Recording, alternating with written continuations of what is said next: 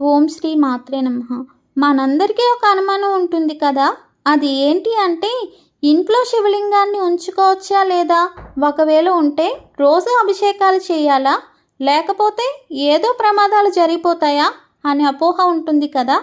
కానీ శివపురాణం ఏం చెబుతుంది అంటే బొటనవేలు అంత శివలింగాన్ని ప్రతి ఇంట్లో ఉంచుకోవాలంట. అలానే శివాలయం లేని శ్మశానం కూడా ఉండకూడదంట.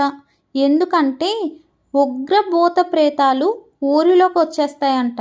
అంటే శ్మశానంలో కూడా శివలింగం ఉంటుంది కదా, శ్మశానంలోనే శివలింగం ఉంటే మన ఇంట్లో ఉండకూడదా? అందుకే ప్రతి ఇంట్లో బొటని వేళ్ళంత శివలింగం ఉండాలి. ప్రతిరోజు మంచినీళ్ళతో అభిషేకం చేయాలి. ఒక్కొక్కసారి చేయలేని పరిస్థితిలో ఉన్నా చేయలేకపోయినా పర్వాలేదు. అభిషేకం చేసేటప్పుడు మహామృత్యుంజయ మంత్రం చదవచ్చు, లేదా నమశివాయ అంటూ చెప్తూ కూడా